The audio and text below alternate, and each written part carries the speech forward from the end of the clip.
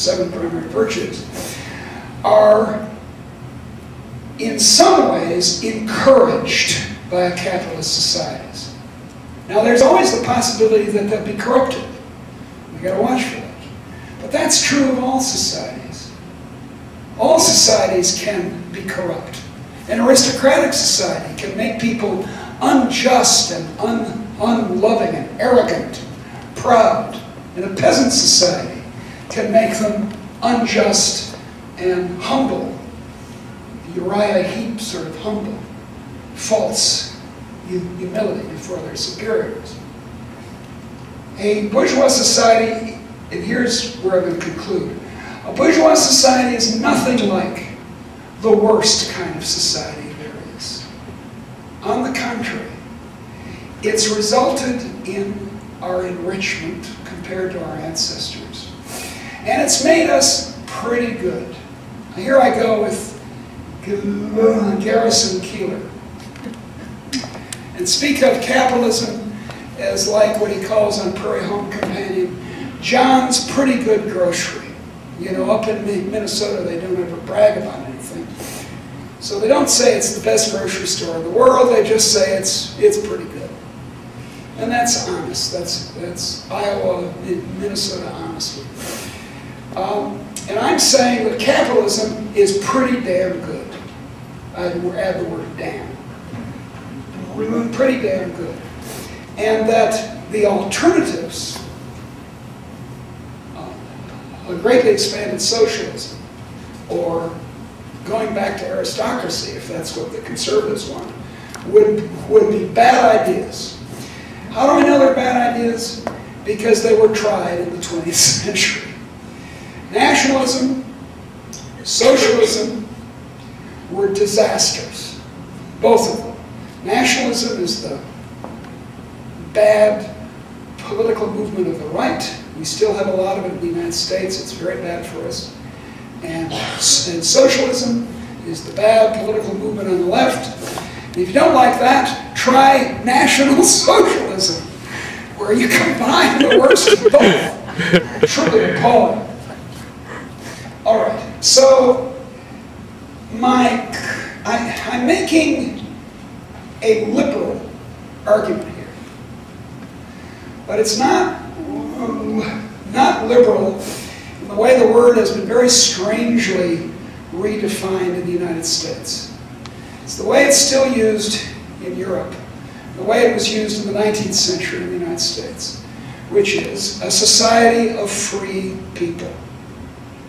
A society that you're entering by becoming educated. If you didn't go to college, if you resisted ever reading a book, my joke is that Obama has written more books than George Bush has read. That's not actually true, but it's nice to say. If you resist ever reading a book and try not to get educated, you could succeed and you won't be educated. But if you do, you'll enter the world of liberality, of being a free person. That's what this is all about. The world of the free person. My claim is that freedom is indeed a force against ignorance and tyranny, but it's precisely that freedom that led to us being rich. Now, I want to end with a kind of piece of therapy. I want you all to kind of imagine, to go back into your own family. Let's do some roots work here. Let's go back into your own family. How many generations back do you have to go before you reach dirt? How far back do you have to go to get back to dirt poor? Well, in my own case, if you kind of average it all over all my family, it's about 4 generations, because we've been prosperous for a fair long time. Not all of us, but a lot of us. We were lace-curtain Irish and educated Norwegian Americans and English Americans. So we've been in fairly good shape for quite a while. My great-great-grandfather was a circuit court judge in Indiana. Okay, that's nice. But for most Americans, if it's 4, that's a pretty... Their ancestors may be some of your ancestors. These were the dirt poor people of the Upper South. Okay, let's go back to the Grapes of Wrath, about the great agricultural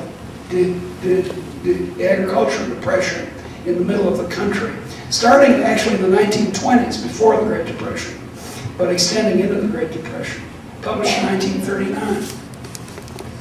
Well, those people went to, some of them went to California. Shortly after the book was published, they got jobs in the armament industry in the midst of the Second World War. Most of them ended up with houses in the Bay Area or Los Angeles. I have a friend who's the daughter of that generation. She teaches economics at Berkeley. That's what happened to all of us. Everyone in this room has benefited gigantically from modern economic growth.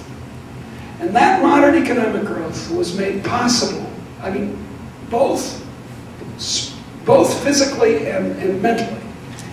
And that economic growth was made possible and claiming by an ideological change in ideas.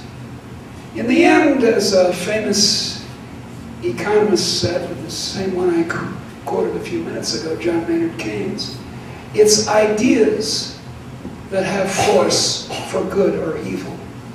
Not class or race or gender.